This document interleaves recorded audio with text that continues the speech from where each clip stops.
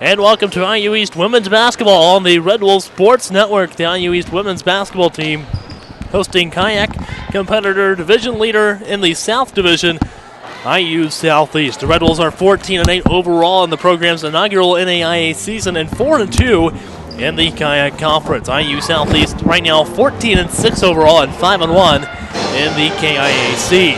Last time out, the Red Wolves are coming off of a 113-90 home win against Alice Lloyd College on January 27th. This is the first ever meeting between IU East and IU Southeast. IU East has won 4 of their last 5 games, and the Red Wolves have scored at least 100 points in their last 3 games. IU East now 4-3 at home this season and lead the Kayak and are second in the nation with 87.7 points per game. IU East ranked 3rd in the Kayak North Division, and Mackenzie Campbell leads IU East and is 36th in the nation with 16.8 points per game. Campbell now has scored in double digits in IU East's last 8 games. Tia King adds 16.4 points per game and has scored at least 20 points in 8 of IU East's last 11 games. Tia King also named the Kayak Player of the Week and the NAIA Player of the Week for women's basketball. Taking a look at the opposing team, that's the IU Southeast Grenadiers. They have won 3 in a row, most recently a 55-51 home win against IU Kokomo on January 22nd, and 6 of their last 7 games. The Grenadiers lead the KIAC South Division. Heather Wheat, a 5'6" senior guard, leads the Grenadiers with 18 points, 5 assists, and 2.4 steals, along with 1.4 blocks per game. Wheat has won the KIAC's Player of the Week award 4 times this season. IU Southeast is 9th in the nation with 4.9 blocks per game and 12th in the nation with a .449 field goal percentage. The Grenadiers are 6-3 in road games this season. Taking a look at some of the Red Wolves in the rankings, in addition to being 2nd in the nation in points per game, IU East is 9th in the nation in defensive 3-point field goal percentage allowed, 10th in the nation in free throw percentage, 13th in the nation with 11.9 steals per game. Mackenzie Campbell is 3rd in the nation in free throw percentage and 5th in the nation in 3-point field goal percentage. Kerrigan Niehoff right now is 29th in the nation in free throw percentage and 38th in the nation in rebounds per game. Freshman guard Bailey Dryman right now 45th in the nation with 3.8 assists per game. So not Franklin anymore. Franklin did the last game. Morgan Guard joining me this game. I'm Caleb Gillock along with Morgan Guard. Morgan, what do you expect to see in this game? This is going to be a great game. Great matchup between two really great teams. IU Southeast, though, they've been doing this a long time, so they have that kind of skills under their belt. IU East, a lot of IUs going on right now. Not so much. This is their first year, and they've definitely proved everybody wrong, I think, with how well they are doing. Overall, though, I think this is going to be a great game, and I can't wait to see what happens. All right, well, let's take a look at the starting lineup for the Grenadiers. Starting at center, it's going to be a 5'11 junior from Peewee Valley, Kentucky. That's number 12, Mary Dye. Also at guard is going to be a 5'6 senior, number 20, Heather Wheat. And forwards, a 5'10 sophomore, that's Michaela Harris. At guard is a 5'8 senior, number 33, Megan Curtin. And at center is going to be a 5'11 sophomore, number 54, Haley Pace. They are coached by Robin Ferris in her 26th season as the head coach at IU Southeast.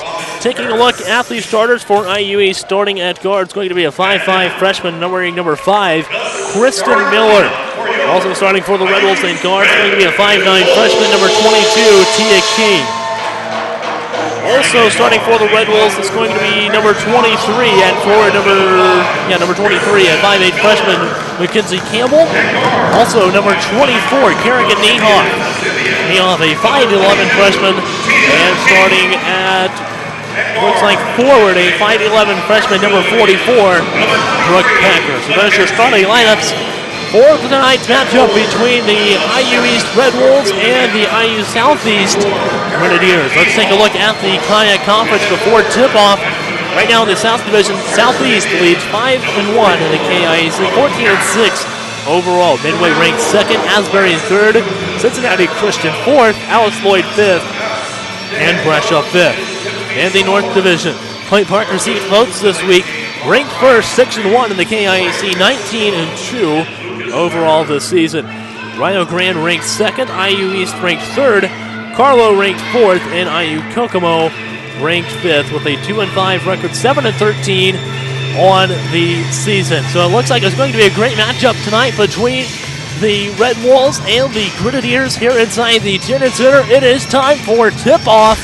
Both teams out on the floor, ready to go in kayak competition.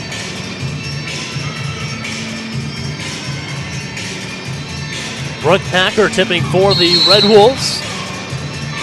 And we are ready to go here inside the Tierney Center. And Mackenzie Campbell getting things started for IU East. 2-0. And here's going to be a foul on Kristen Miller. Number 5, Kristen Miller. Her first, team's first. Red Wolves off to a good start. Here inside the Tierney Center, of course, the foul there on Kristen Miller. Her first, team's first on the Red Wolves. And tipped by Brooke Packer, but picked up by Curtin. And inside, out to number 20. 20 is Wheat. That's the player of the week 4 times this season, who is able to score and get the Grenadiers on the board, all tied up at 2. Here's Tia King going to pass inside to Kerrigan Niehoff, trying to go to the basket. And it's going to be stolen away there by the Grenadiers as 33. Curtin brings it up the floor. And starting to get something going here, number 32. That's Michaela Harris. She's going to go to the line and shoot 2 after the foul on the Red Wolves. The Red Wolves now have 2 fouls after Niehoff picks up her first. The other foul on Kristen Miller. And here's Curtin Harris, at the line to shoot 2. This is the first one.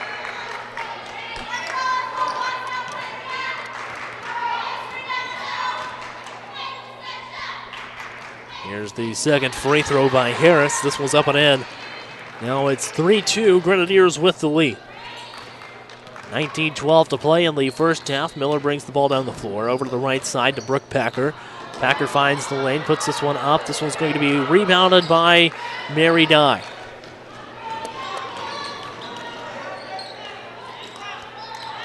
Still a 3-2 lead for the Grenadiers. Just over a minute in the ball game. And picked off by Mackenzie Campbell. She's going to bring it down the center of the floor and go left, back right. And try to find Niehoff there. Niehoff unprepared to make the catch.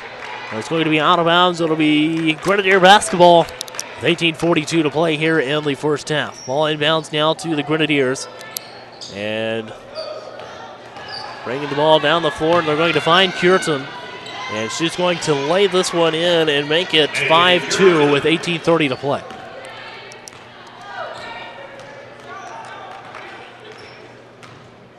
Tia King with the ball for the Red Wolves. Back towards Brooke Packer.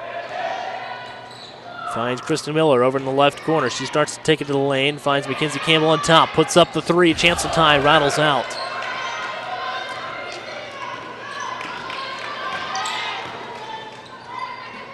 And trapped 20. That's Heather Wheat. And getting down to scores 32. She misses the basket. That's Harris.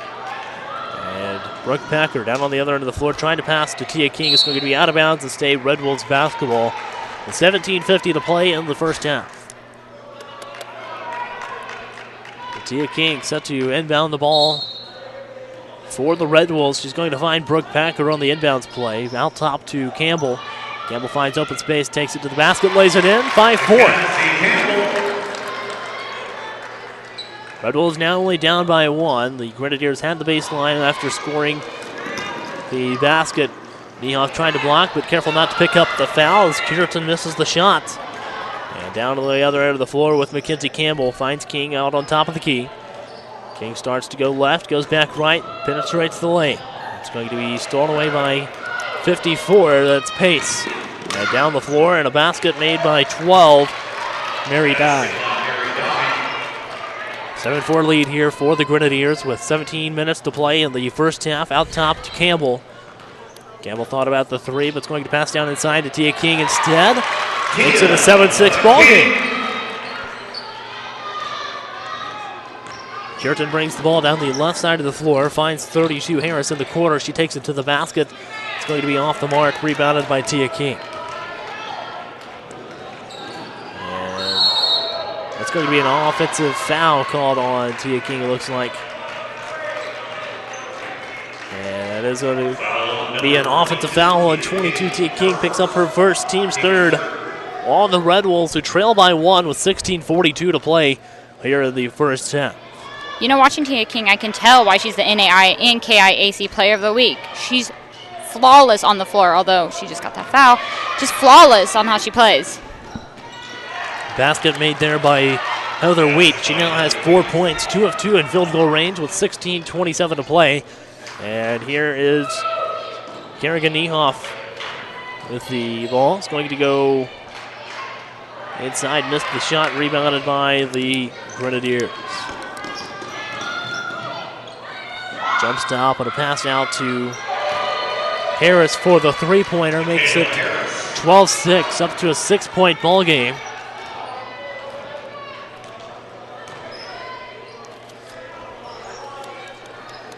Out on top with Tia King.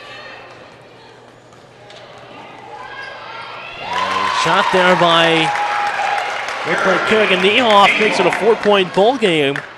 And it's going to be 12-8 with 15:42 to play. Here is Curtin bringing the ball down the floor. She's going to score and make it 14-8. And Coach Selhurst wants to take a 30-second timeout with 15:35 left. Morgan, tell us a little bit about the start of the game so far. You know what? I feel like it's been a really slow start for IU East. Maybe I don't pay attention as much, but it seems very slow for how they've been playing lately. High-scoring points. Overall, though, it looks like IU East may have a little bit of a weak defense going on. Or that's what it seems like. Just how they're playing doesn't seem like them. They seem out of their skin right now. However, rebounds are definitely saving the Red Wolves right now. I think most of they've made a lot of good rebounds overall. All right, well, down by 6 with 15:35 to play. Tia King brings the ball down the floor for the Red Wolves. And it's going to be out on top with King. She starts to go down the left side of the lane, kicks out to Miller in the left corner, puts up the three. This one's good, 14-11. Miller puts the Red Wolves back into the ballgame with one shot, and here is the Grenadiers out on top with the ball. They're going to find number 20, Wheat, with the ball out on top of the key. Starts to go down the left side of the lane, defended by both Miller and Niehoff. Missed shot there by Wheats. And down on the other end of the floor, Kristen Miller with the missed shot, rebounded by 32, Harris. And now out to Wheats. Harris takes it to the basket, lays this one up, and it's going to roll off the rim, rebounded by Mackenzie Campbell. Campbell brings it all the way down to the other free throw line, hands off to Niehoff.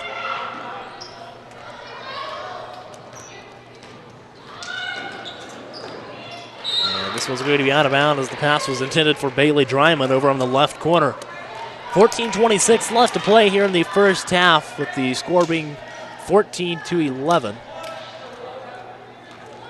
And the Grenadiers, Heather Wheat, brings the ball down the floor. Crosses half court at 25. And down to 14-16 on the game clock here in the first half. Wheat with the ball out on top of the key, over to the left side now, and finds pace inside. Out to Wheat on the right side. And she started to take Campbell inside, but backs the ball out. Shot clock down to 5 for the Grenadiers of IU Southeast. Down to 2, and not a shot off yet. This is going to be a rebound for the Grenadiers off of the shot clock. And Bailey Dryman trying to get the steal and falls on the floor. Stops the floor on the way getting up. She tried to make the save there. Still 13:46 to play here in the first half as number 24, Riley Kaiser, enters the lineup for the Grenadiers. Kaiser is a 5'10 freshman from Floyd's Knobs, Indiana. And 13:14 to play here in the first half. Puritan is going to go to the lane. This one's going to be up off the front end of the rim. Campbell able to get the ball. And here's Mackenzie Campbell with the layup, makes it 14-13, back to a one-point ball game. And 13-18 to play in the first half as Wheat brings the ball across half court. Green set out top by Pace. And the pass inside. The shot's going to fall in for Haley Pace. And it's now 16-13, back up to a 3-point ball game. And it's going to be out of bounds. It'll be Red Wolves basketball.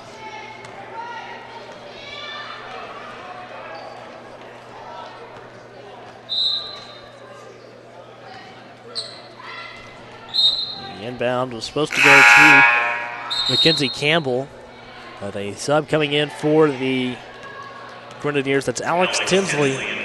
She's a 5'10 sophomore who plays forward. I'm so intrigued by watching the girls. I don't get to watch them a lot, or from this view, so it's really exciting. Campbell is going to be off the back of the rim, rebounded by the Grenadiers. And here it is on the southeast end of the floor. Into the hands of Niehoff with the steal. Miller brings the ball down the floor, a little out of control. She's going to back the ball out. Fire a three. This one's going to be off the back of the rim.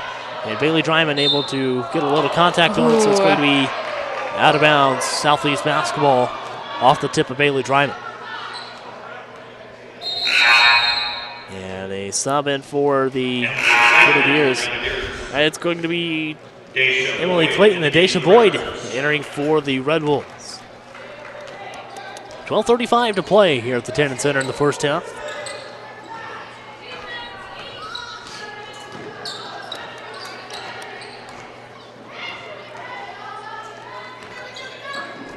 Now top with Clayton. And Miller able to get in there, and it's going to be out of bounds. It'll be IU East basketball with 12:20 to play. Kristen Miller's been one of those players who has surprised me throughout the season. She's been making such smart plays, which has definitely been helping IU East win. Down the right side was Tia King. The pass is going to be good. It'll make it 16-15 off the good basket. And that's going to put King at the line to shoot one. A chance to tie it up. The foul is on 33, Megan Kierton. And picks up her first team foul, number 1 on the Grenadiers. So nice job there by IU Southeast on making it almost 8 minutes without a single foul.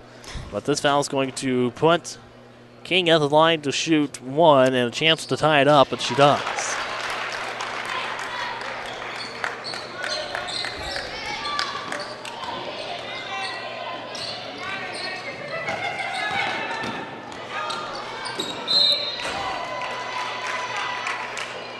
All tied up at 16 with 12 minutes left here in the first half. IU Southeast will inbound the ball. And right now, Curtin with the ball out on top. So he's going to go over to the left corner with 12. And that is Mary Dye. Stolen away by Kristen Miller on the break. And this one's going to be and one. A chance to take a 3-point lead. Nice move there by Kristen Miller with the steal and the foul. And the foul's going to bring us to a timeout on the floor. The Red Wolves up by 2, 18-16 with 11:46 left to play on the Red Wolves Sports Network. Dylan Newman had a terrible dislocated shoulder after a bad dirt bike accident. The long-term solution, surgery and intense rehab. I trusted Reed Orthopedics because they had already fixed my ankle. And within 4 months of my surgery, Dr. Miller and my Reed therapist, April, helped me to regain my motion and most of my strength. Thanks to Reed Ortho, I can get back to what I love. It's all about trust. Right, Dr. Miller?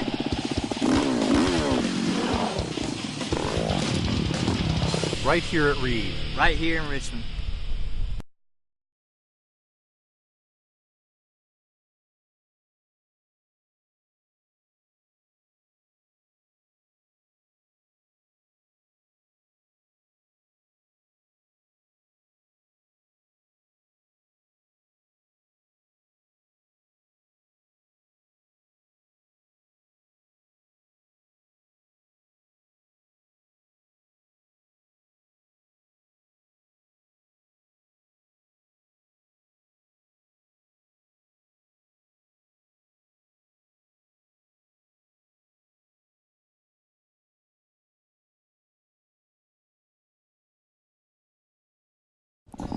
And welcome back to IU East Women's Basketball on the Red Wolves Sports Network. Kristen Miller just hit the go-ahead basket and was fouled. She's at the line to shoot one coming out of the timeout.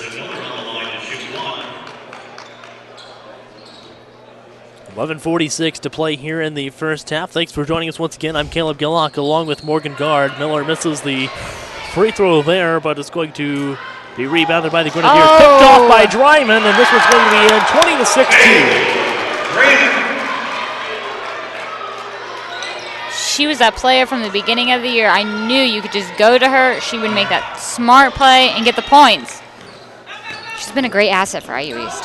Will be out of bounds off the foot of Wheats. And it'll be Red Wolves basketball with 11:24 to play, up by 4. King will inbound the ball to Kristen Miller.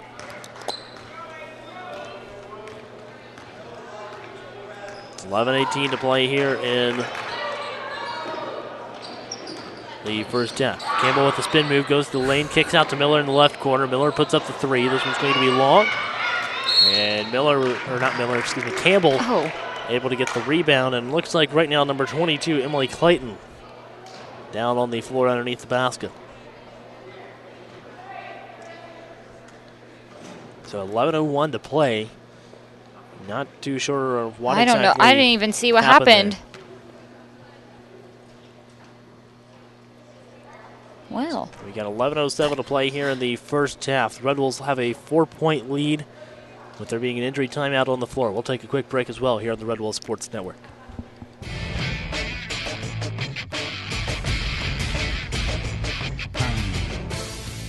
Hello, I'm Caleb Gillock, the host of Inside IUE Sports, a show where we talk with coaches, players, and other guests about what's happening with IUE's athletics. In the top 100 high school seniors. Last year we were fortunate enough to do a variety of things on the track and then off to be able to be considered.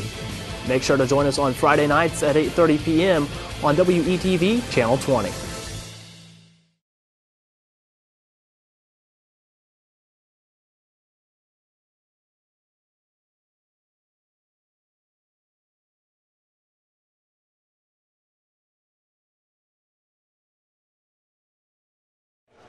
And welcome back to IU East women's basketball on the Red Wolves Sports Network. Emily Clayton was able to get up and walk off the floor. Looks like maybe she had her head down there on the floor underneath the IU East basket. yeah, I think that's what someone said. You know, that's the one thing I just can't stand, not knowing. Exactly. Foul's going to be on 24. Riley Kaiser picks up her first team foul number 3 on the Grenadiers. And that's going to put Mackenzie Campbell at the line with the chance to take a 6-point lead here with 11:03 left to play. She hits the first one. Now has 7 points in today's game.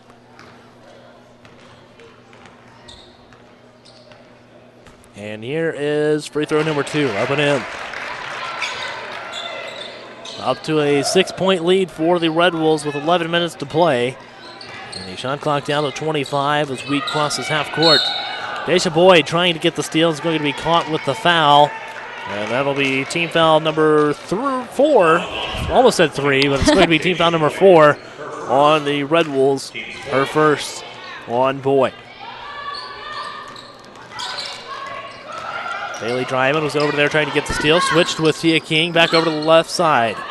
Up top now. Boyd the defender and a pass down to 24. That's Kaiser. Going to be no good. There's the Red Wolves on the other end of the floor. Daisha Boyd takes it down, rolls off the rim, and rebounded by, looks like, Mary Dye. Oh, wow. And it's going to be a foul called. We'll see who this one's going to be on. There's 10:28 left to play. This foul is going to go against number 5, Kristen Miller. She picks up her second. Oh, she did. And now team foul number 5 on the Red Wolves. She did not look happy about that. Was not expecting that at all. Miller will go to the bench with 2 fouls early on here in the first half. Mackenzie Bowles will replace her. So right now, Bowles, King, Dryman, Boyd, and Campbell. The 5 on the floor for the Red Wolves with 16 to play. And it's going to be over underneath the basket, out top. There's a 3-point shot by Wheat. Off the back of the iron, no good. Rebounded by the Grenadiers. Back over, and that one was sent Campbell to the ground. The foul is going to be on 24. That's Riley Kaiser picks up her second. Team foul number 4 on the IU Southeast Grenadiers. And she acted like that was nothing. Like she didn't even do that. 9:58 left to play here in the first half. That's the one thing I like about girls basketball. They act like they didn't get that foul.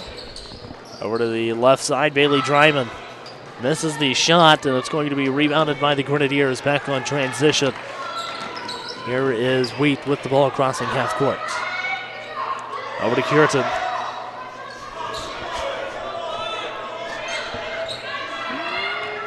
And out top with 12, it's Dye. And 3-point shot over on the left side off the mark by Cureton. This is her first 3-pointer of the ball game as Mackenzie Bowles brings the ball down the floor for IU East. Campbell has it out on top of the key. And it's going to think about passing over to Niehoff. She does down over the right corner with Tia King, the NAIA National Player of the Week. This one is going to be long from 3-point range, rebounded by the Red Wolves. And on top, it is going to be passed down low to Mary Dye, who scores. It's now 22-18 with 8:56 to play as Tia King brings the ball down the floor, takes it down the lane, lays this one in, 24-18.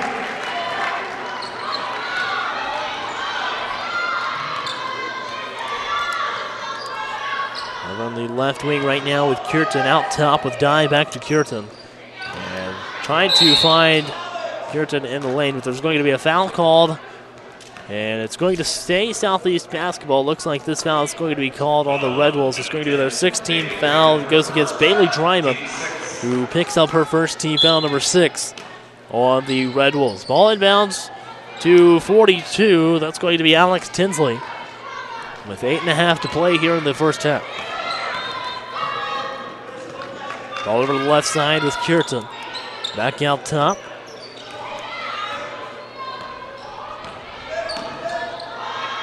Cureton has the ball to left to Wheat.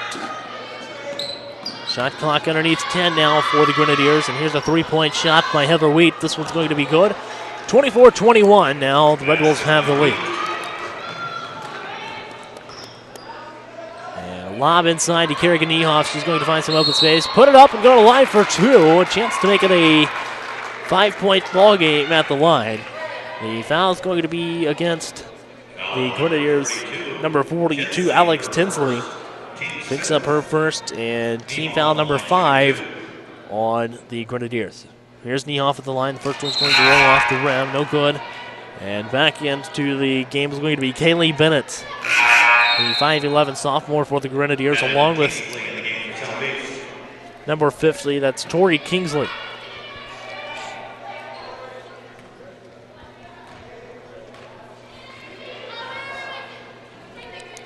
Niehoff with the chance to make it a 4-point game. This one's going to be off the rim.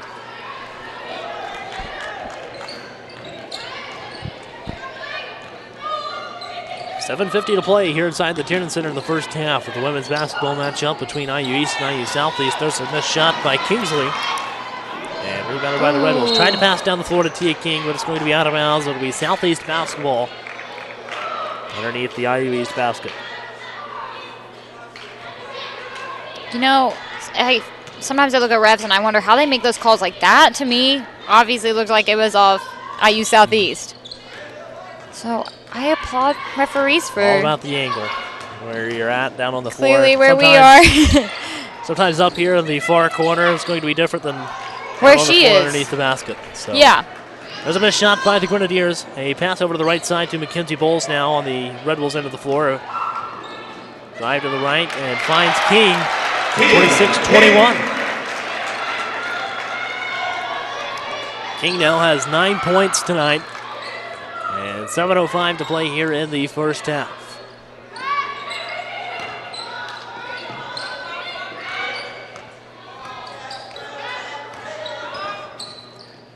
Over to the left side with Jake Spalding. It's going to be out top with Weed. Shot clock down to 5. 3-point shot in the right corner by 30. That's Kaylee Bennett for 3. And it's now a 2-point ball game, 26-24. Tia King for three. This one's good, 29-24. Red Wolves back on top by 5 with 6:25 to play in the first half. As Heather Wheat crosses the half-court line. And we up top with Jade Spalding. Over to the left side with Curtin. She's going to drive around the lane. She's going to be fouled on the floor. And that's going to put the Grenadiers in the bonus.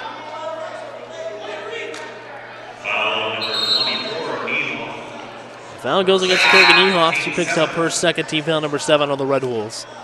And that's going to bring in Daisha Boyd and Brooke Packer. Going to replace Bowles and Niehoff. Curtin on the line for the Grenadiers to shoot the 1-and-1. So Megan Curtin at the line to shoot 1-1. She's got 4 points in tonight's game. And here is the first free throw of the 1-and-1. This one's going to be up and in for Curtin. A 5'8" senior from Louisville, Kentucky.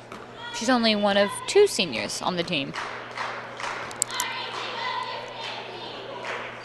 He narrowed down to 3 after the make on the free throw. 2 of 2 at the line for Megan Curtin.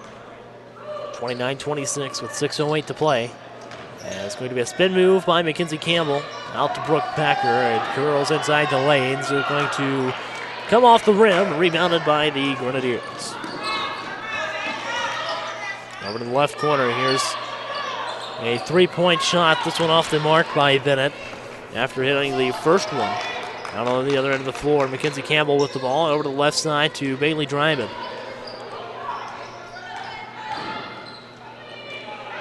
And 3-point shot by Daisha Boyd off the left side of the glass. And it's going to be IU East ball? looks like the officials are going to get together and talk about. One said exactly. IU East, and I think the other was just listening to the Grenadiers.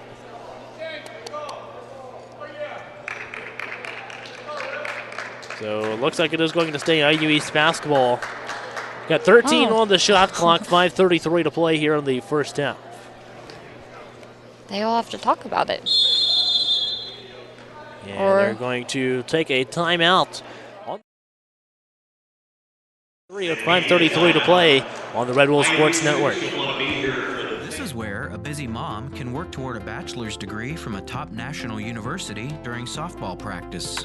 It's where a service member can continue his college studies from anywhere in the world, and where you'll benefit from one of the country's most effectively delivered online programs. Woohoo! So, if you've ever wondered if a college education is really worth it, this is where you'll see that it is. This is Indiana University East Online.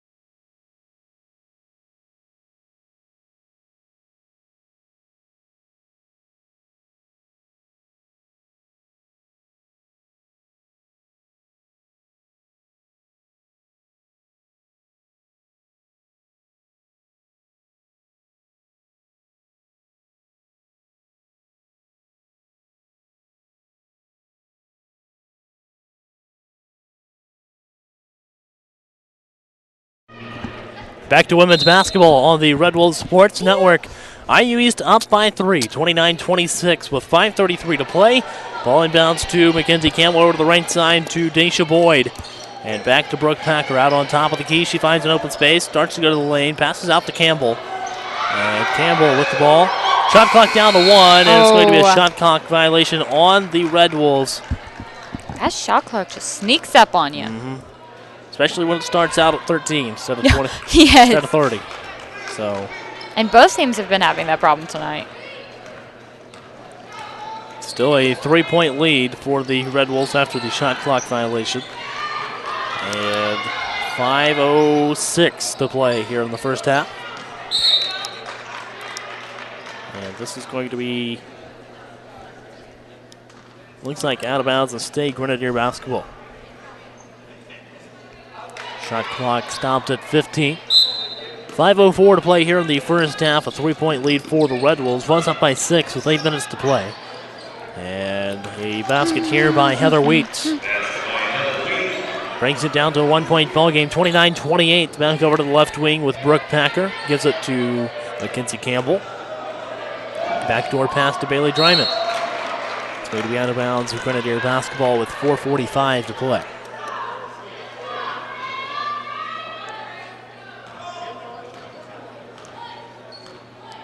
And bringing the ball down the floor, Heather Wheat. Got 7 points, scoring leader for the Grenadiers, and a basket there makes it 9.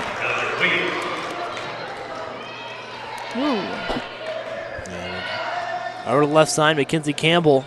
Red Bulls now down by 1. This is going to be a foul on the Grenadiers. It will be their 6th team foul. And this one's going to go against 32. Michaela Harris picks up her first. And Mackenzie Campbell out on the floor, ready to see the inbound pass for Bailey Dryman out on top. And this one's going to be tipped out of bounds off of Michaela Harris. 4:20 to play here in the first half. Dryman inbounding the ball for the Red Wolves. Looking for someone. She finds Brooke Packer. Back into the corner to Dryman. And it's going to be out of bounds. Stays IU East basketball with 23 left on the shot clock. At least the shot clock's not going down for them. Inbound pass to Mackenzie Campbell. Nice fake. 2 dribbles, puts up a shot. And it's going to be off the mark. Rebounded by the Grenadiers. Here is Harris. She's going to score now a 3-point lead for the Grenadiers. Oh, did you know before IU East was the Red Wolves, they were the Pioneers. And the Pioneers and the Grenadiers are the same exact person. Like their mascot was the same person, just in different clothing. So it's like a Barbie doll with different clothes. You have like Dr. Barbie and Business Barbie. There you go. But a Pioneer and a Grenadier. I'm happy with the Red Wolves now. I'm happier with the Red Wolves. Ball inbounds to Megan Curtin out on the right wing. It's going to be up top with Wheat with 3:37 to play. And a 3-point lead for IU Southeast. Over to the left side.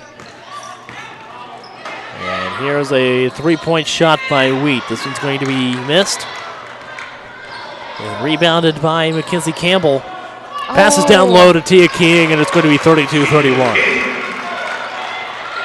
Coach Selhorst is doing an awesome job with these girls. Their plays are just spot on. Down to 3:10 here in the first half, and they're going to find Pace down low. She's going to score, and it's 34-31, back up to a 3-point ball game. And over to the right side, Mackenzie Campbell takes a 3 from way out. This one's going to be short. Rebounded by the Grenadiers. And miss there, but good save by Mackenzie Campbell, who's a little slow getting up down here at the other end of the floor. So right now it's 5-on-4 down at the other end of the floor. Limping out on the floor to play defense. You know what? That's a true player right there. And it's going to be a basket here by Kaylee Bennett. Now with 5 points in the game, 36-31. Up with 2:23 to play. Tia King drives the basket, draws the foul with 2:20 left. The foul's going to go against number 20, Heather Wheat. And she picks up her first, team 7th on the Grenadiers. And that's going to put the Red Wolves at the line as Mackenzie Bowles enters for IU East. It's going to be a 1-and-1 for Tia King at the line. King has been on the line in the game, 1 of 1 at the free throw line. King also right now the scoring leader with 14. Here's the first free throw for Tia King. This one up and in. Coach Selhorst did one really good thing recruiting her this year. She's built a great first-year team. don't exactly remember why or anything, but her first visit to IU East was the same day as my first visit to IU East, so we actually met each other at the TV studio that day. I remember that. And there's a missed basket by Heather Wheats. 2:05 to play as the Grenadiers lead by 3. Here is a save here by Boyd. This one's going to roll off the rim. King down there to trying to get the rebound. And nice save there by Mackenzie Bowles. And a missed basket here by Harris.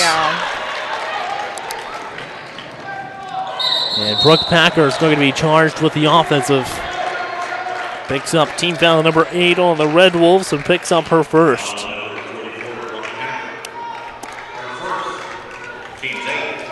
Minute 41 to play here in the first half. A 3-point ball game. Red Wolves trail by 3. This seems like a low-scoring game for the Red Wolves right now.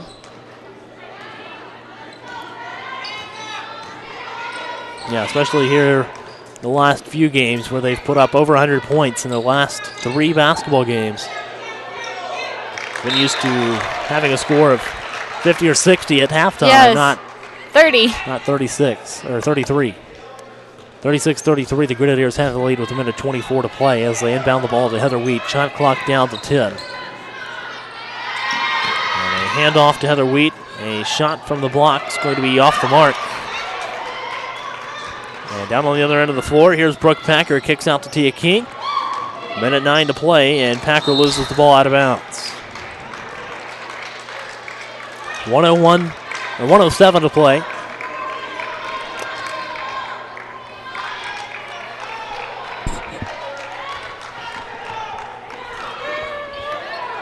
Here is Heather Wheat walking the ball across the half-court line. Under a minute to play now. And a shot taken by Wheat makes it a 5-point game.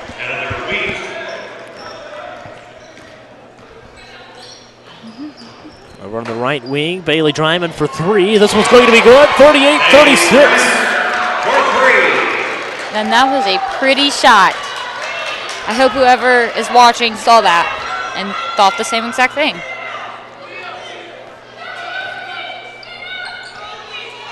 .38-36, still a shot clock here for the Grenadiers. It's down to 13. There's a shot by Pace inside the arc. And it's going to be over the back on the Grenadiers.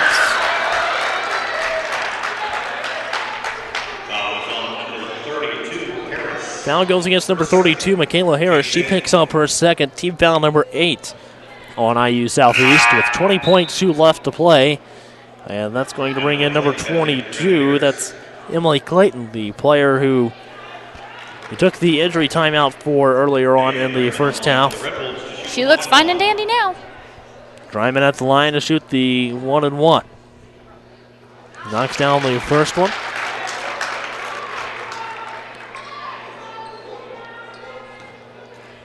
Now a 1-point difference between Southeast and East. And now all tied up with 20.2 after Bailey Dryman knocks down both free throws. 38-38 with 15 seconds to play here in the first half. Right now Heather Wheat with the ball, defended by Tia King. Wheat goes left. King stays with her. And it's going to be off the foot of Wheat. Out of bounds, and it's going to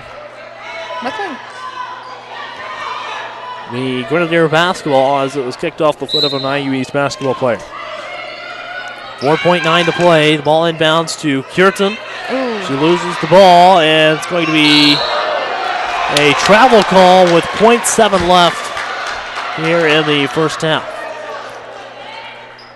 So the Red Wolves with enough time to get the ball in and a shot off, but that's about it.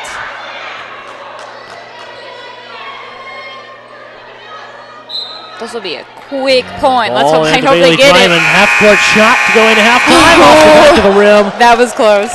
And all tied up at 38 going into the locker room at the half. Morgan, tell us a little bit about the first half.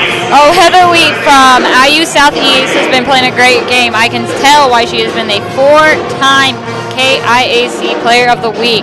But also Tia King, you know, as a freshman at the National, as the NAIA Player of the Week, that's big, and they're definitely making that a big thing here. However, rebounds are definitely what's been making this game tonight, for sure. Both teams, though. However, there have been a lot of saves. I actually wrote down, save the Red Wolves. That's what's been keeping us alive, really. Other than that, maybe just something I've realized is how expressive these girls are. They're a lot different than watching the boys. Other than that, I think Coach Alhorsino is going to go in there and tell them the best thing they can, and I think this next half will be great. All right, well, taking a look at the halftime stats. In field goal range, the Red Wolves shot 14 of 30 for 46.67%. The Grenadiers 45.71% off of 16 of 35 shooting.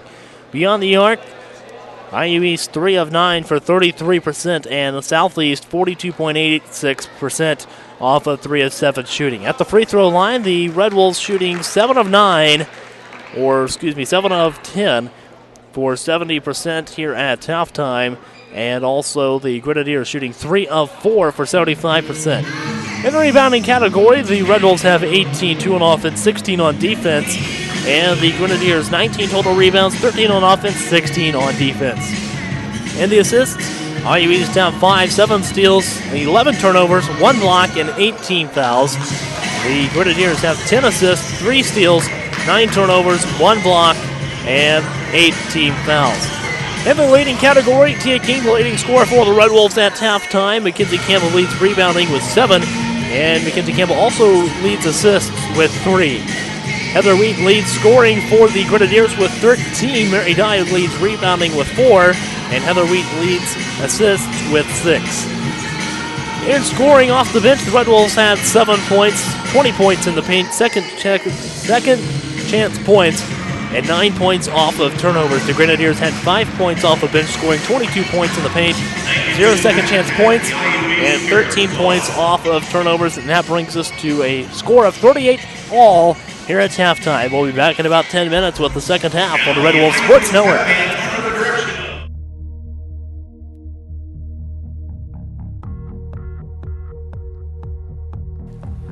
Sometimes I think the fates must grin as we denounce and insist. The only reason we can't win is the fates themselves that miss. Yet there lives on an ancient claim. We win or lose within ourselves. The shiny trophies on our shelves can never win tomorrow's game. You and I know deeper down, there's always a chance to win the crown. But when we fail to give our best, we simply haven't met the test of giving all and saving none until the game is really won. Of showing what is meant by grit, of fighting on when others quit, of playing through, not letting up. It's bearing down that wins the cup, of taking it and taking more until we gain the winning score. Of dreaming there's a goal ahead, of hoping when our dreams are dead, of praying when our hopes have fled. Yet losing, not afraid to fall, if bravely we have given all. For who can ask more of a man than giving all within his span? Giving all, it seems to me, is not so far from victory. And so the fates are seldom wrong, no matter how they twist and wind. It is you and I who make our fates. We open up or close the gates, on the road ahead or the road behind.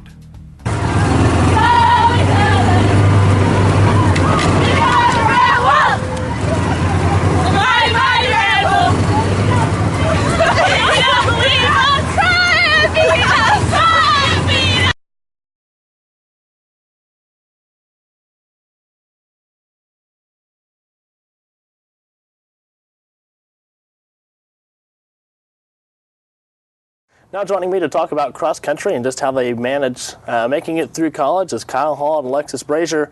Tell us a little bit about the NAIA Scholar Athlete Award that you both received. Kyle, we'll start with you this time. Yeah, pretty much the award goes out to, you have to have a very high GPA, and it's awarded to only, you have to be a junior in academic status, and it's awarded to juniors and seniors for all of the sports. And for me and Alexis, it's something that we both received this year, which is awesome. Mm-hmm. The best thing I like about it is that it builds. It's something that you have to start from coming in as a freshman, and every semester you have to stay up so that you keep that cumulative GPA. And for that reason, I think it's one of the most prestigious awards at IU East you can get here. Right. What does it mean to you, Alexis?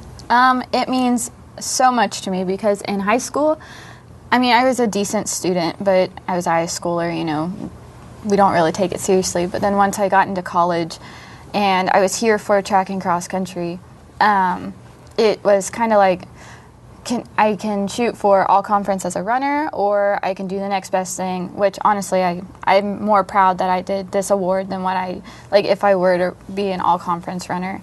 And that's the academic all scholar. And every semester since my freshman year, I've been so set. I need to get this GPA, I need to get the best grades I can, and I've worked as hard as I could, and I mean, it's paid off, so. Now, how do they go about selecting the recipients of the award? Is it something you have to apply for, or does the school enter it for you, or how does that work, Kyle?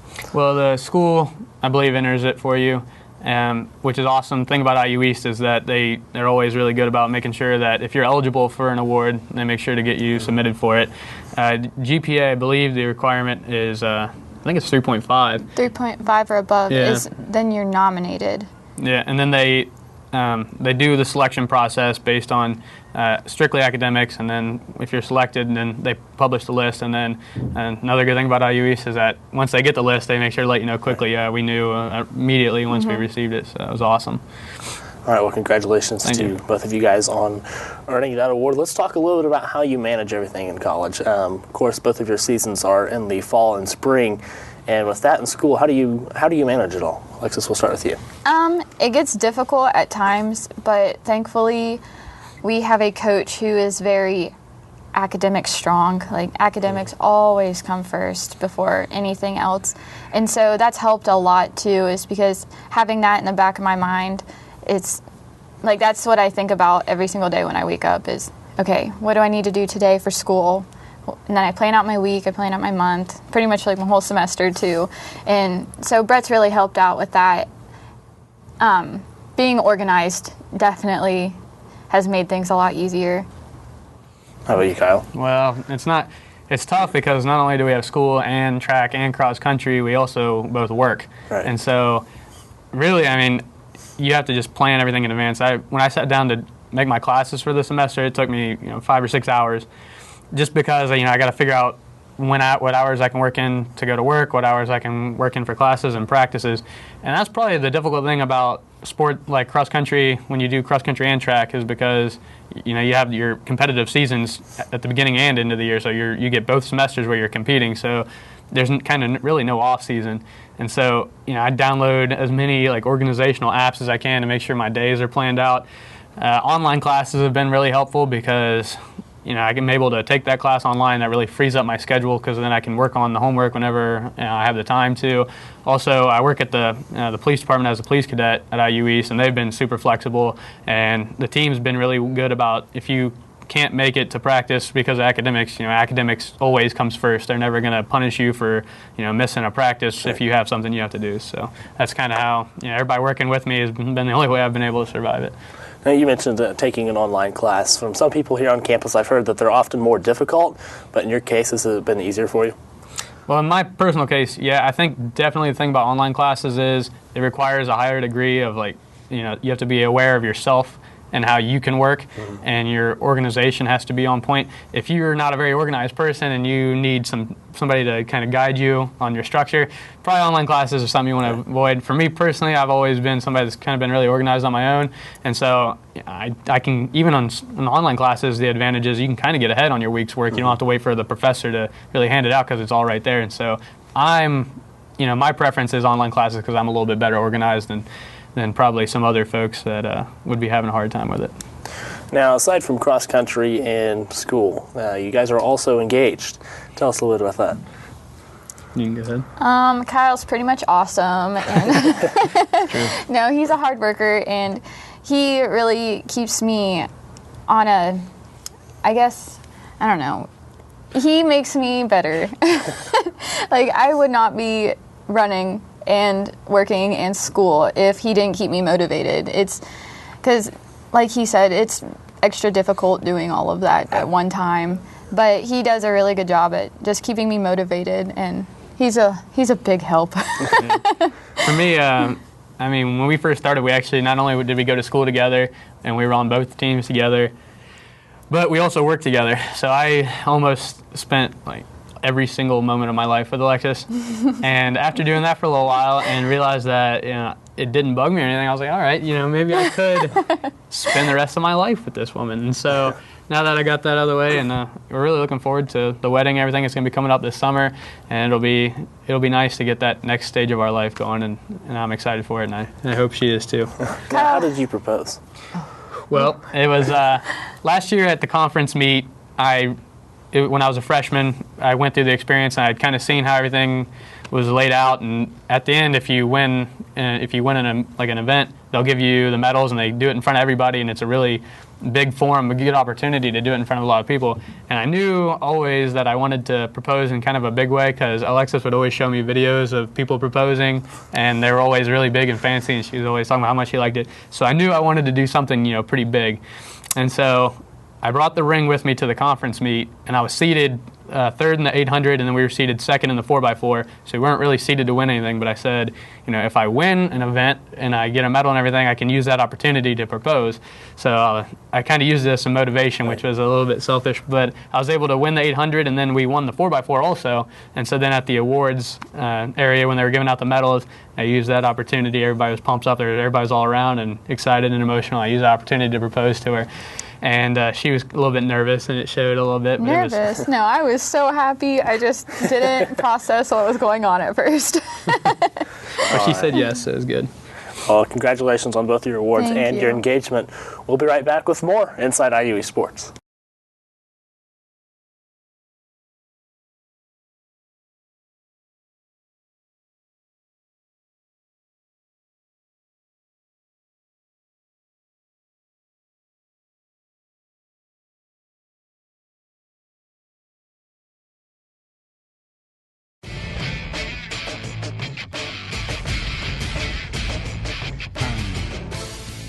Hello, I'm Caleb Gillock, the host of Inside IUE Sports, a show where we talk with coaches, players, and other guests about what's happening with IUE's athletics. In the top 100 high school seniors. Last year we were fortunate enough to do a variety of things on the track and then off to be able to be considered. Make sure to join us on Friday nights at 8:30 p.m. on WETV Channel 20.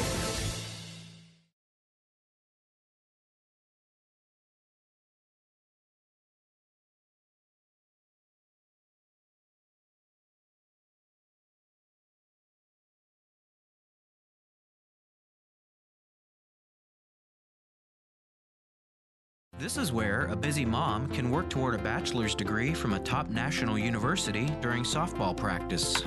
It's where a service member can continue his college studies from anywhere in the world, and where you'll benefit from one of the country's most effectively delivered online programs. Woohoo! So, if you've ever wondered if a college education is really worth it, this is where you'll see that it is.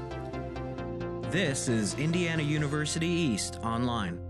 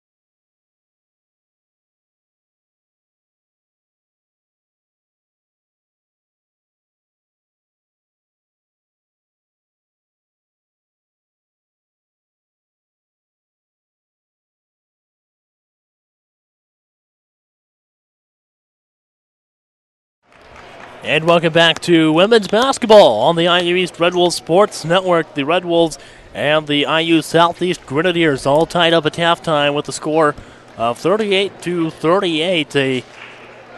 At times the Red Wolves were down there in the first half. They were actually tied at 16 at the 12-minute mark after being down by 6. Came back and took the lead by 6 with 8 minutes left, down by 3 with 4. And actually we're down by 2 with 40 seconds left to go in the first half, and tied it up with 2 free throws by Bailey Dryman to bring the first half to a close at 38 all. And it's going to be IU Southeast basketball to begin the second half. They're going to inbound the ball to Heather Wheat to start the second half.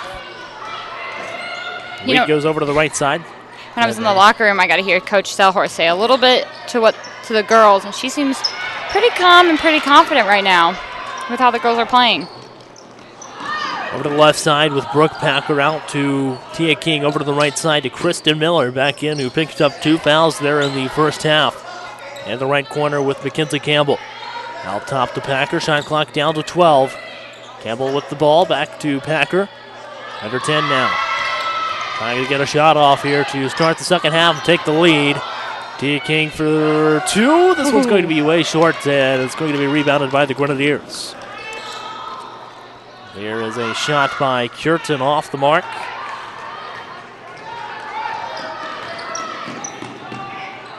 Shot by Miller. It's going to make it 40-38.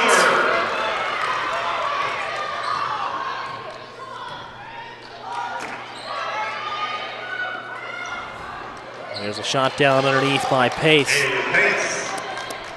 It's going to make it 40 all. Tia King with the ball out on top over to the left side to Brooke Packer. Takes it inside the lane. It's going to be missed as she's going to get called for the offensive foul. Going to be Packer's second, team foul number 1 on the Red Wolves here in the second half. And still tied up at 40 with 18:35 to play. This is definitely a slow start to the second half.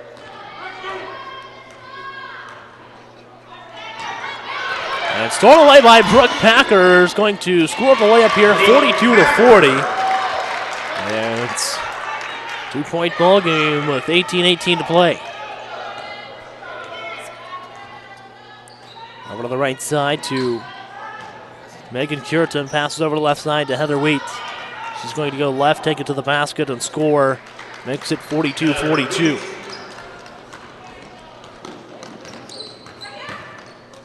Over to the right wing. Passes inside to Campbell. Campbell able to score 44-42.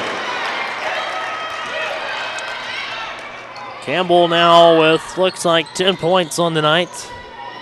And it's going to be over to the left side and inside the lane with 32. That's Harris. Harris is going to be off the mark and pass down the floor to Kristen Miller, who scores the layup. Up by 4, 46-42.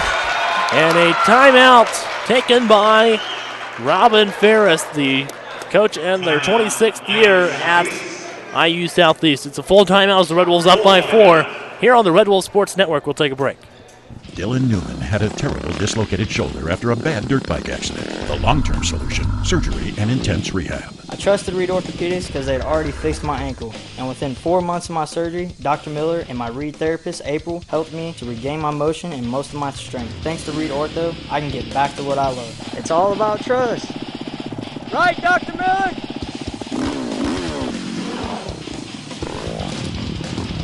Right here at Reed. Right here in Richmond.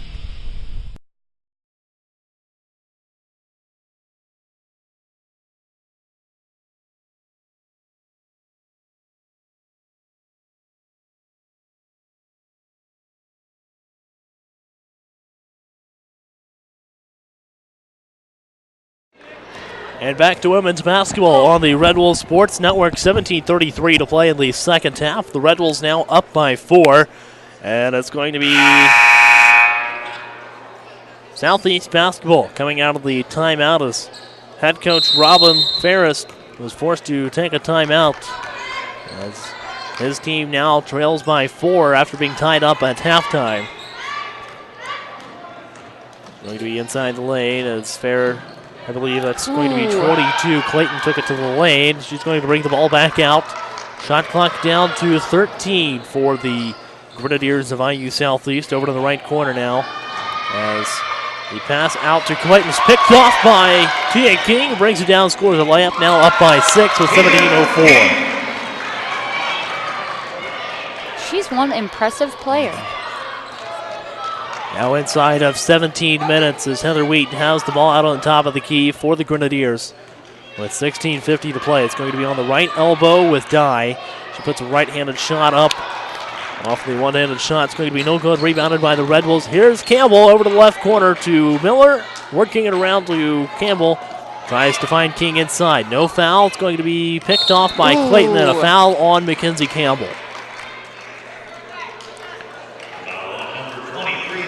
Campbell picks up her first, team second on the Red Wolves.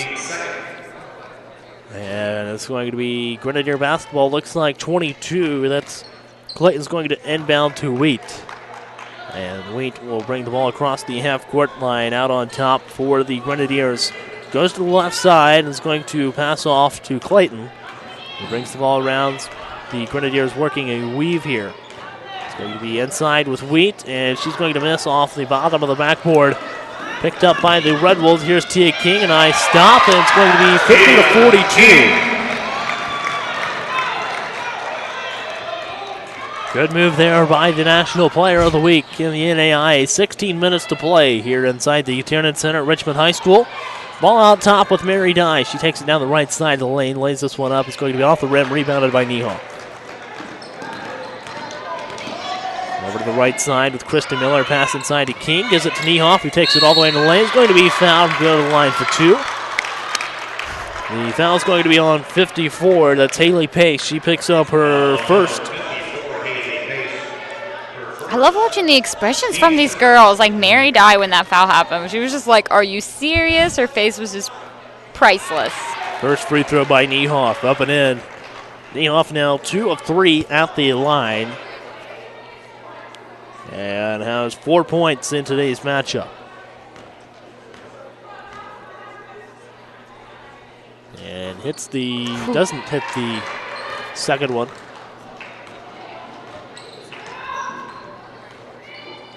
Pass down inside to Pace. Pace is going to be off the mark. She didn't look prepared for that one either. And here is Tia King. Driving hard, passes over to Packer. Campbell wanted the three, but it's going to pass around to Miller for the three. Knocks this one down, 54-42.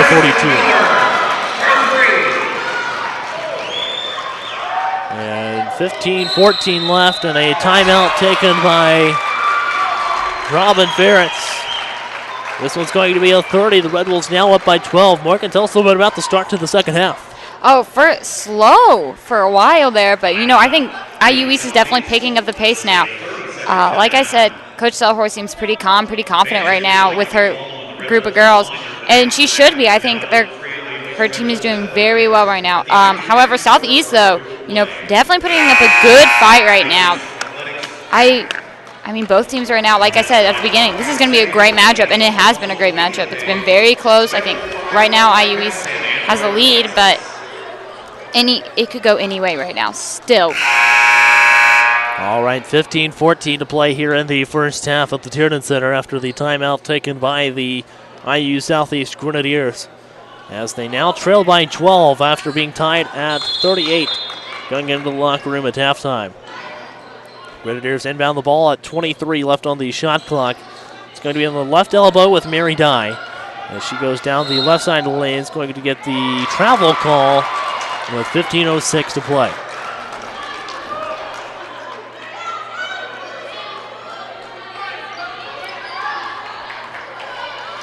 And here's Kristen Miller bringing the ball down for the Red Wolves. Both Packer and Campbell were open that time. She chooses Packer. And Niehoff gives it back to Miller.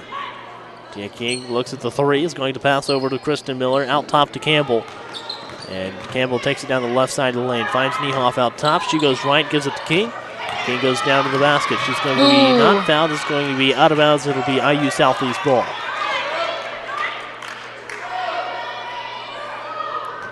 .42 to play here in the second half.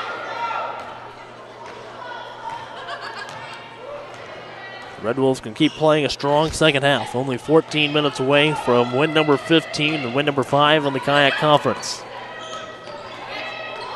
Ball out top with Wheat. Finds pace down low. It's going to be off the backboard.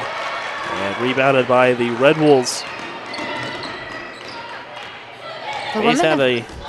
Oh, I was going to say, the women have been very strong tonight with rebounds. It's definitely different from watching the men. Definitely. 14-10 to play here in the second half. And Wheats finds some open space on the left side of the wing. The ball's going to be stripped away. It'll be out of bounds. Stay IU East basketball as number 42, Alex Tinsley, re-enters the game for the Grenadiers. Heather Wee has definitely stepped up as a senior. She's obviously that go-to player for Southeast, and she's doing so well tonight. Basket underneath by Mary Dye. Now has 6 points in the game with 13:56 to play. It's 54-44. And the pass over to the left corner to Brooke Packer. Back out top to Tia King. She's going to take the three because she liked it. And it's now 57-44. Up by 13. There's a reason she's KIAC and NAIA Player of the Week. And that right there is it.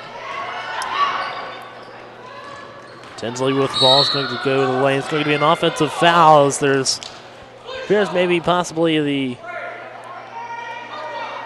forearm, and it's going to be against Niehoff. It's not going to call the offensive foul. She picks up her third, team's third on the Red Wolves. And this is going to be out of bounds. It'll stay Southeast basketball with 13:26 to play.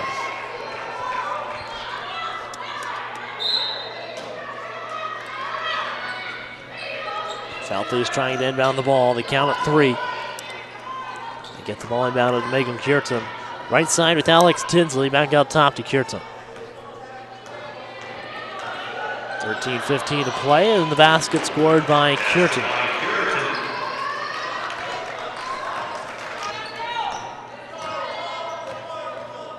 .05 to play here in the second half. The Red Wolves lead by 11. Ball with Campbell over to the corner, out top to Brooke Packer, who takes it down the lane. She's going to pick up an offensive foul. I believe all 3 of her fouls in this ball game have been offensive. The crowd did not seem happy with that call. 57-46 as Bailey Dryman comes back into the game for Brooke Packer, who picks up her third. Now 4 team fouls on the Red Wolves. Only 1 team foul right now on the Grenadiers.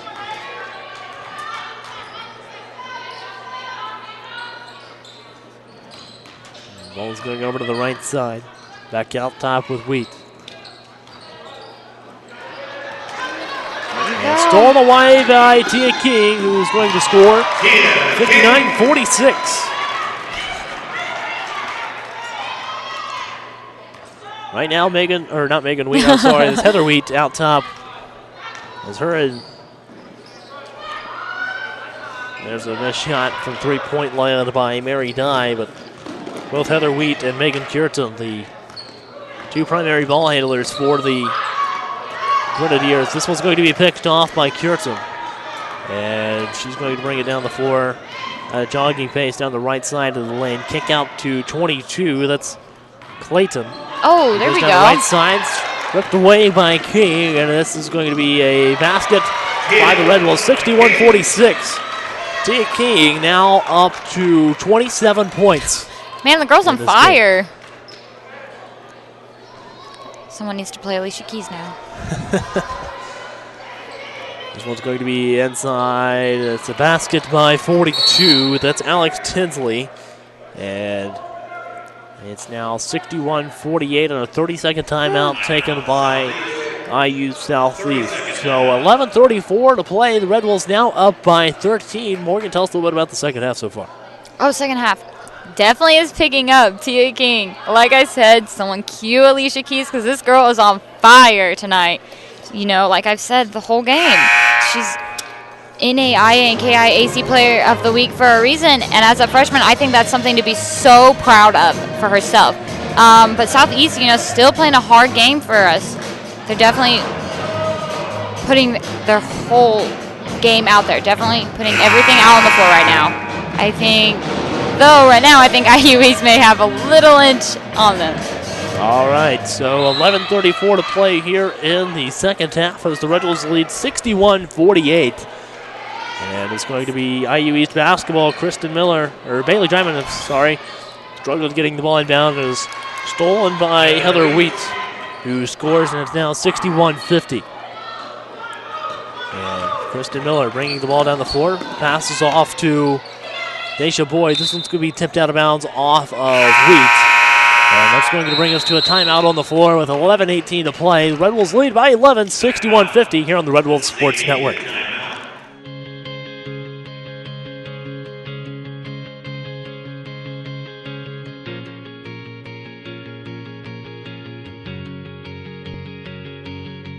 I'm Dr. Ganesh Ramachandran, the region's only hand specialist at Reed Orthopedic Center. Patients love how easy it is having everything under one roof and how easy it is to get here. Right here at Reed Orthopedic Center, right here in Richmond.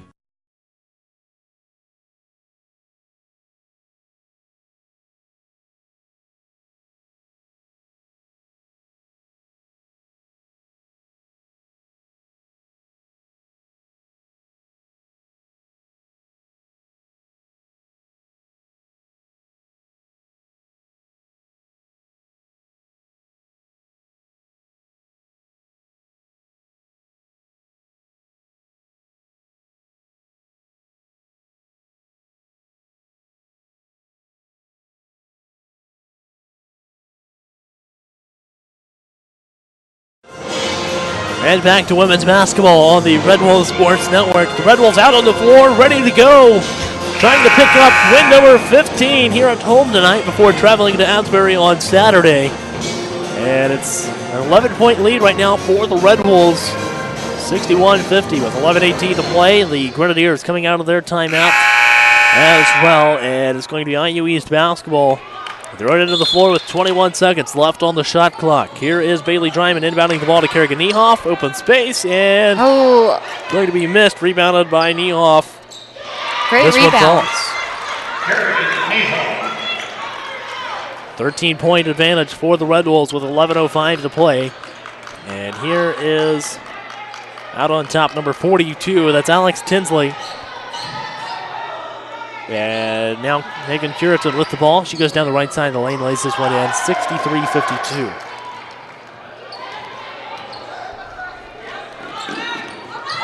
Mackenzie Campbell finds Daisha Boyd. Boyd would have had a chance to score, able to save the ball. And this is going to be a travel called on Bailey Dryman. As she was a little upset with that one, but looks at Coach Selhorst, and Selhorst says yes, it was. And 10:40 to play here in the second half, with an 11-point lead for the Red Wolves. I will say, Daisha Boyd just did a really great somersault over here. And taking it down into the lane was 22. That's Emily Clayton. Her shot was missed, but it's going to be out of bounds, and at the line will be number 22. That's going to be Clayton.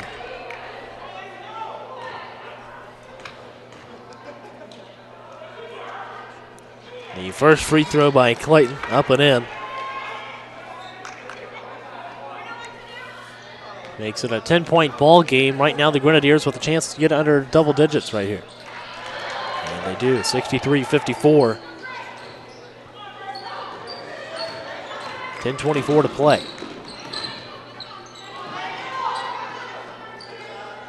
Here are the Red Wolves. A 9-point lead. This one's going to be out of bounds off the hands of Tinsley.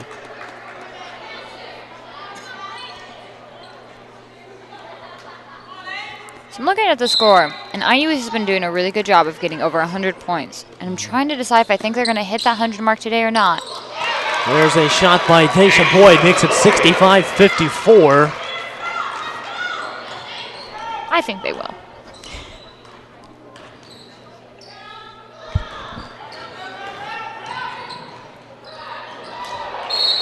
And this is going to be out of bounds. IU East basketball with 9:51 to play. Back to what you just said, not sure that 100's within reach because you still got to get 35 and a little over 9 minutes. Maybe here, we'll get hopefully close.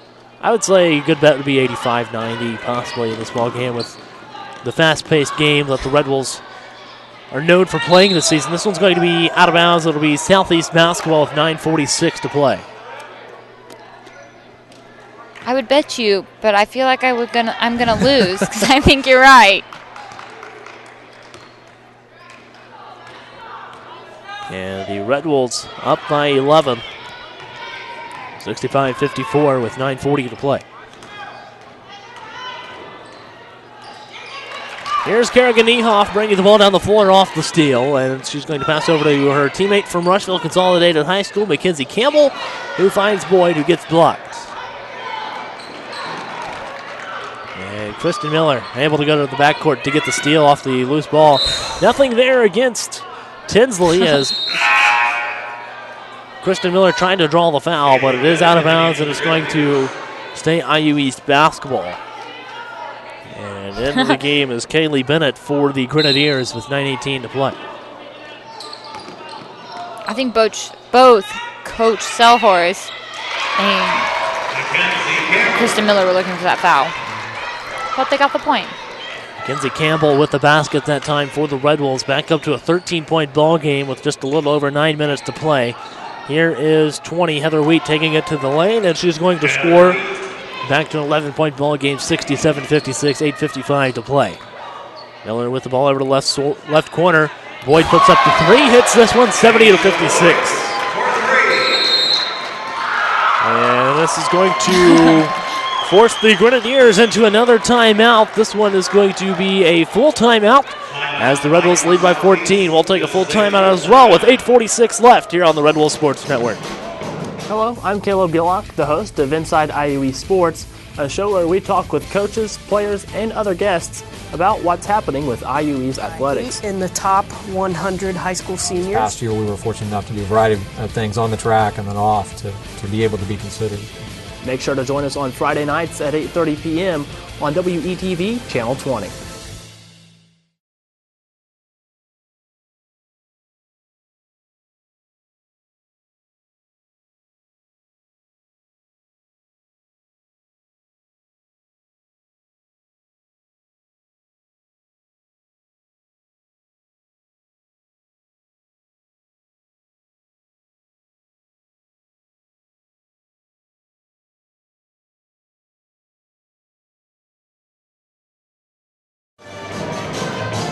And back to women's basketball on the Red Wolves Sports Network. The shot clock is stuck at 29 for the Grenadiers of IU Southeast with 8:46 to play here in the second half at the Tiernan Center of Richmond High School. The Red Wolves looking to pick up win number 15 this season and win number 5 in the Kayak Conference.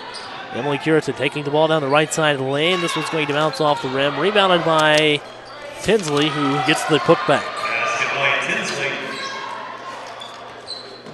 And 8:25 left as the Red Wolves lead by 12. Campbell with the ball and finds Niehoff on the right elbow, who scores 72-58. 8:10 to play here in the second half. Wheat with the ball out on top. He's going to try to find something open inside the lane. It's going to pass over to the left side to Clayton. Instead, here's another steal by Niehoff. Campbell brings the ball down the floor, looks at her options, finds Miller open, and Boyd able to score down low, 74-58. And now up by 16 with 7:40 to play. Over to the right corner, a three-point shot here by Kaylee Bennett. Hits her second three in the ball game, makes it 74-61. Back down to a 13-point game. Out top to Niehoff, who puts up a three. This one's good, 77-61.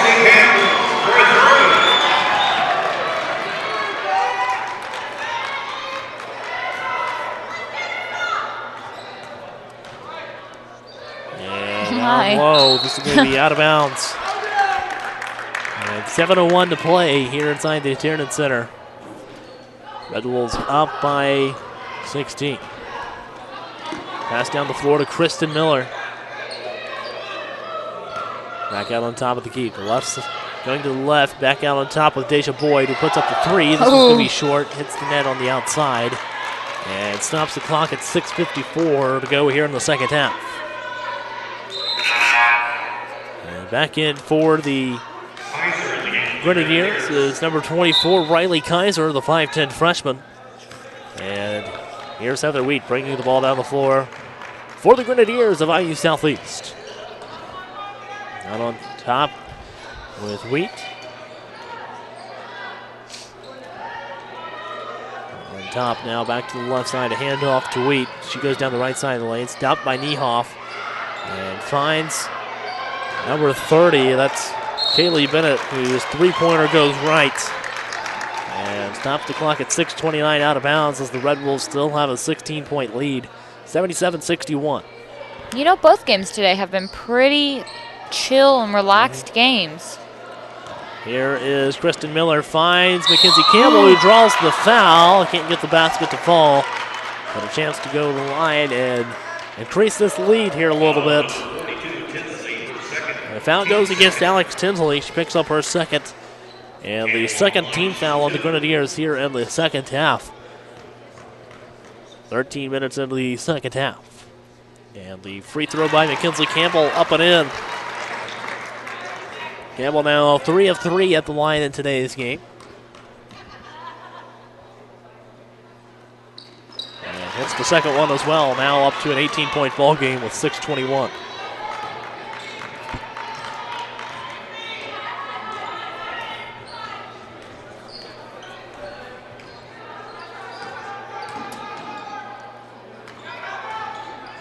Carrington finds Tinsley underneath that time, scored 79-63. And here is Mack, 81-63. Still up by 18 with 5:45 to play here at Richmond High School. Wheat with the ball out top. On the right wing, out top now with Tinsley. Takes the handoff and passes out of bounds.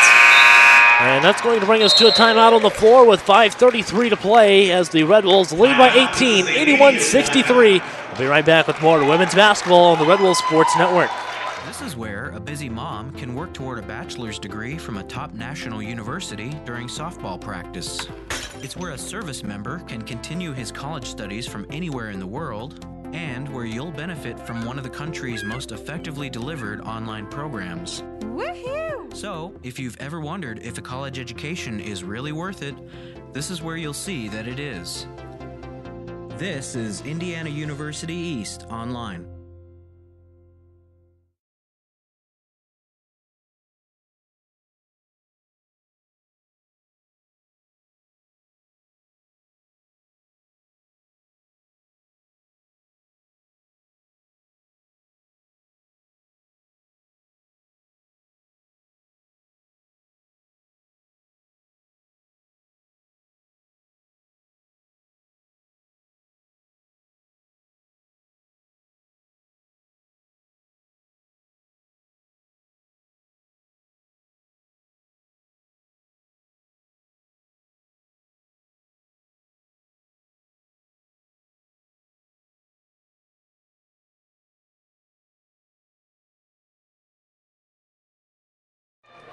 And welcome back to IU East Women's Basketball on the Red Wolves Sports Network. 5:33 to play here in the second half.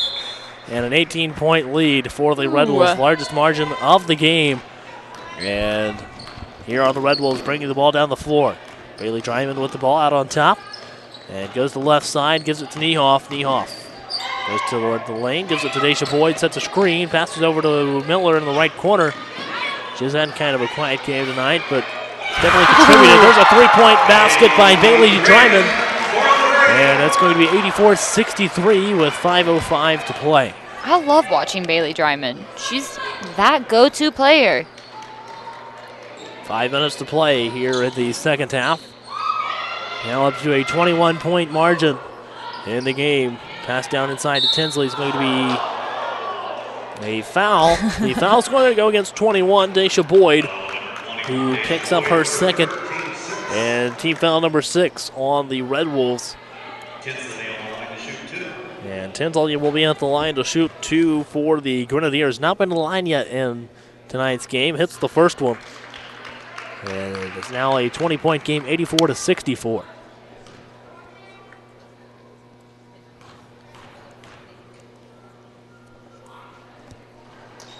And here is the second free throw. That one's good as well for her. And the Red Wolves on the other end of the floor with their 18-point lead. Or excuse me, 19-point lead. As she did miss one. This one's going to be made by Niehoff. 86-65.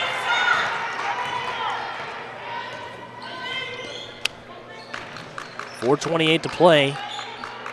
And stolen away by Bailey Dryman.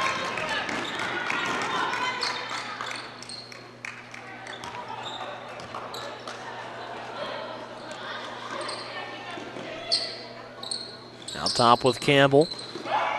Then he pass over to the right side to Kerrigan Niehoff, who tried to backdoor Mackenzie Campbell around the post, but not there. 4:04 to play, and back into the game for the IU Southeast Grenadiers is going to be Michaela Harris. And also Jade Spalding. You know what? I think IU East may do it. I think they may get 100 points tonight. I was thinking about that. It's going to be close. You might have, for once, proven me wrong. Oh, my goodness. I'm crossing my fingers. I am really crossing my fingers. You know, Dryman inbounding the ball. You know what would be cool? I know IU Bloomington does this, or IU Bloomington and Chipotle. When IU Bloomington gets over 100 points, Chipotle gives away a free burrito. So maybe we should do that as well. I know I would definitely go to that. I would take advantage of that a lot. I haven't been there in a while. That sounds kind of good. You just made me hungry. I ate there today. I'll be honest, I ate there too much. 86-65 and a group substitution in for the Red Wolves. We got Kinsey Seiler, Brooke Packer, Caitlin Dobbins, Tia King, and Mackenzie Bowles all in for the Red Wolves. And that's going to put 24 Riley Kaiser at the line to shoot the 1-and-1. Not been in the line yet in the game. Hits the first free throw.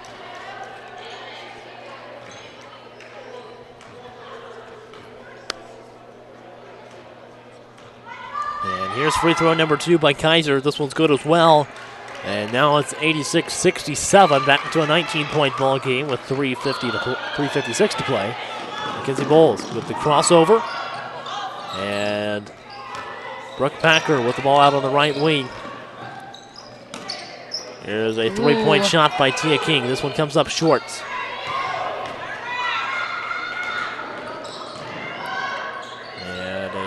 Missed basket there by Wheat. Red Wolves have the basketball on transition. 3.5 to play here at the Tarrant Center. And the ball out top with Dobbins.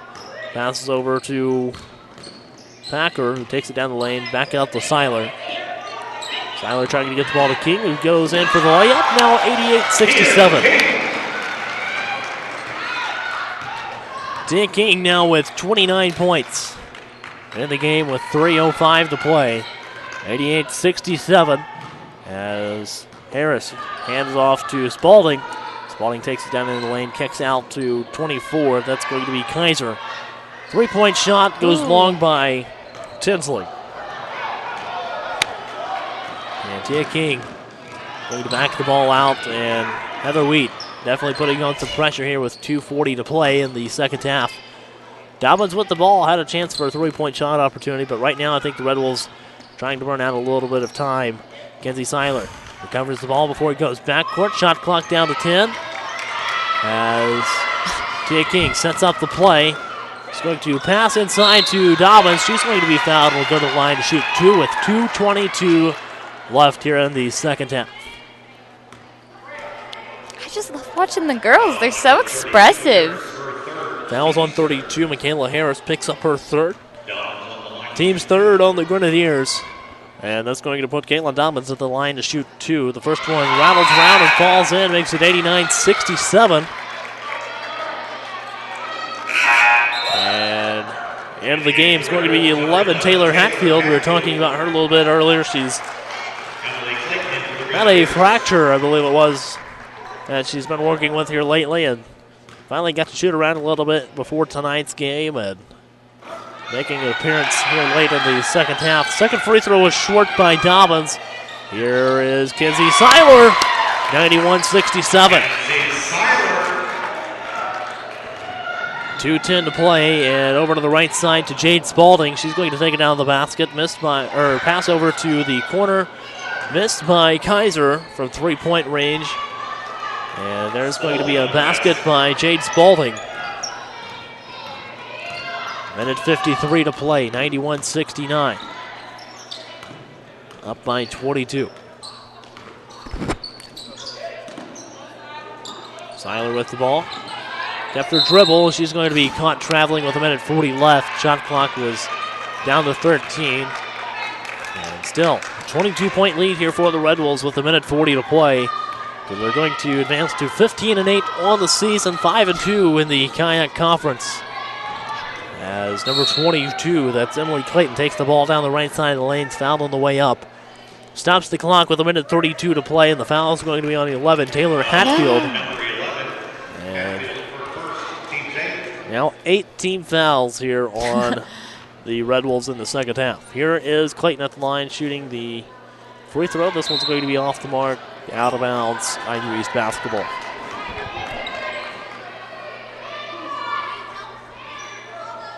Minute 31 to play as Mackenzie Bowles set to inbound the ball for the Red Wolves. And it's going to be Bowles bringing the ball down the floor for the Red Wolves. Passes out to Seiler. Seiler is going to save it once more. Brooke Packer now with the ball. And trying to get the interior pass to Taylor Hatfield, but not there. And that brings us down to a minute 14 to play here in the second half. Well, maybe they won't make it to 100. I was really hoping. Emily Clayton with the ball, gives it to Harris. Now over to the right side with Kaiser. Tinsley now with the ball out on top, and over to the left side, a three-point shot by 22. That's Emily Clayton. She knocks this one down. 91-72, and there's going to be a timeout taken by the officials here with 51.5 and 29 left on the shot clock. Most likely going to put, they tried to put a little bit of time back on the clock, but I don't think we want a 56-minute. I don't think so either. Remainder in the second half. They will get to 100 at that point, Mark. That would be great. I would take that. All right, so at 56.1, and the shot clock reset to 30. Ball's going to be stolen on the inbounds pass by Kaiser. And stolen away by Brooke Packer. And it's now 45 seconds left to play here in the second half. Packer with the ball out on top of the key, defended by Kaiser. And this is going to be a missed shot by Packer. 35 seconds left here in the game, and a basket missed down on the other end of the floor by Spalding. Less than 30 seconds to play as 22, Emily Clayton scores. And that's going to be 91-74.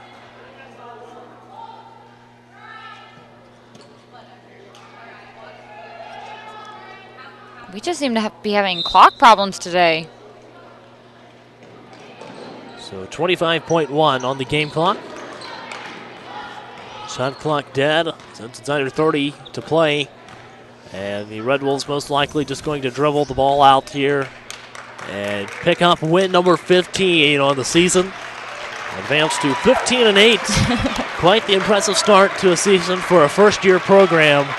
Yes. And here is Mackenzie Bowles. She just decides to score, and it's 93-74. I don't think she realized that stopped the clock with 6/10 of a second. I don't think she did either. Left. Because Coach Selhorst definitely was like, are you joking me? Like, look at them. They're all thinking it's, I hate to say it's a joke, but they're all little, like, they're all little I giggled. want to score here. And I've got to get my 2 points in the game. Score or go home. 93-74, that does the game after the basket by Mackenzie Bowles. The Red Bulls are going to take the 93-74 win over IU Southeast. Morgan, tell us about the game. Oh, what a huge game. What a great game, too. Started off this game, I thought it was going to be really close. IU East obviously prevailed, pulling away with a 93-74 win. However, I think rebounds and steals were definitely tonight's two key factors. IU East is definitely getting a whole lot of rebounds, and I guess if you could steal a lot here, they did. Maybe a whole grocery store is what they stole. But overall, great game. Tia King, though, girl on fire. Maybe she needs a shirt that says that or something. Doing great, obviously. KIAC and AIA Player of the Week, much deserved. IU Southeast, though, definitely put up a good fight, and they should be proud. Even though they lost, they should be proud of that loss. But like you said right before, this is a first-year program, and as a first-year program, I think they are proving everybody wrong. I personally thought this was going to be a learning year, but they have definitely ran away with this year and are definitely making a name for themselves. I think the next few years with this team is going to be great. All right, well, let's go over the final stats in the ball game. In field goal percentage, the Red Bulls shot 36 of 61 for 59%, and the Grenadiers 45% off of 28 of 62 shooting. Beyond the arc, the Red Bulls shot 47%, 8 of 17, and the Grenadiers 33%, 4 of 12. At the free throw line, the Red Bulls shot 68.75% off of 11 of 16 shooting, and the Grenadiers 81.82 off of 9 of 11 at the line. In the rebounding category, the Red Bulls had 34 rebounds, 5 on offense, 29 on defense, and the Grenadiers had 29 total rebounds in the ball game with 30 rebounds and 6 on offense, 24 on defense. The Red Bulls also had 19 assists, 16 steals, 23 turnovers, 1 block, and 16 team fouls. The Grenadiers, however, had 15 assists, 8 steals, 22 turnovers, 2 blocks, and 11 team fouls. The leaders for tonight's game, Tia King had 29 points for the Red Bulls, Karika Niehoff had 9 rebounds, and Mackenzie Campbell had 7 assists. For the Grenadiers, Wheat had 19 points, and Dye had 5 rebounds, and Wheat also had 7 assists. In scoring off the bench, the Red Bulls had 22 points, also 50 points in the paint, 6 second chance points, and 24 points off of turnovers. And the Grenadiers, they had 27 points off of bench scoring, 44 points in the paint, 6 second chance points, and 24 points off of turnovers. So it is time for the post-game show, just in time at the end of the stats recap. And joining me is Tia King. Tia, before we talk a little bit about tonight's game, tell us about what an honor it is to not only be the kayak player of the week, but also the NAIA National Player of the Week. It's a big honor because I didn't know I had it. I just thought it was the kayak player of the week, right. But I guess it was national too, so I thought it was pretty cool. And a blessing because we've been working really hard. Now we're finally getting noticed as the whole team, but it's just through me that's putting the team through. And it's especially impressive to be able to have such an accomplishment as a freshman, correct? Yeah, it is. I wouldn't imagine this happening. Right. Well, let's talk a little bit about tonight's game. A 19-point win over IU Southeast. Now 15-8 on the season, 5-2 in the Kayak Conference. Tell us about tonight's game. Tonight we really wanted to focus on defense, and we knew they were a pretty good team in their South Division, and so we knew this was a big rivalry with the men's team, so we wanted to make a rivalry here, and we wanted to get the win. What's it like to be able to win what started out as kind of a competitive game for the first time ever against this team? Can you say that again? What's it like to be able to get the win over this team for the first time, and what started out as such a competitive game? It feels really good just because the guys were talking about how competitive they are, and then just in general, IU Southeast program, athletic program, is a really good and strong program. So for us to have a first-year basketball team is good to get a win against them. All right, is Coach Silhurst went in at all, or if you want to, I'll go ahead. All right. Well, thank you, Tia, for joining me. Congratulations on being Kayak and NAIA Player of the Week. Thank you. And make sure you tune in to Inside IU Sports Friday night to see Tia King and Nick Bollenbacher on. And as we turn the mic over to Coach Zellhorst, always having to dry the headset off a little bit before you sit down after your players. I know. Tell us a little bit about tonight's game. Well, I think we were ready for them. And we played really hard tonight. We made one little adjustment at halftime, which obviously I think was the difference. I'm really proud of the girls. They came out. They made a commitment to defense. We're still not there. So letting teams score, this team scored 74 points, but that's a huge improvement for us. And we just got to keep committing to defense as we kind of go on the downslope of the conference right now. The big focus is what seems to be in the process that you've talked about so much this season has been defense. Is that preparing for the postseason? Yes. Yeah. I think, I'm not going to say, but we did throw a couple little things out there that we kind of changed defensively, so we'll be ready for the postseason because we're not even thinking about not being in postseason. It's just it's not even a question. That's our focus, and that's what these girls have worked so hard for already all year. So. All right, well, a road trip to Kentucky on Saturday at Asbury. What do you expect to see there? Asbury's good. I mean, we got back-to-back teams here from the south side of the division that are really good. So we're gonna have to, the girls get a day off, their first real day off, and probably a week and a half. So they're gonna have to rest tomorrow, but then bring the same intensity for Asbury because once again, that's another big team. All right, Coach. Thanks for joining me. Congratulations on a win. Thank you.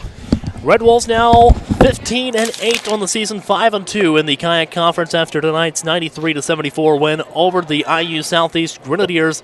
The Grenadiers fall to 14-7 on the season and 5-2 in the Kayak Conference. Once again, the final score is 93-74. Special thanks to Kyle Garner, our broadcast engineer, and Morgan Gard for commentary. I'm Caleb Gillock, the voice of your IU East Red Wolves. Thanks for watching. We'll see you next time.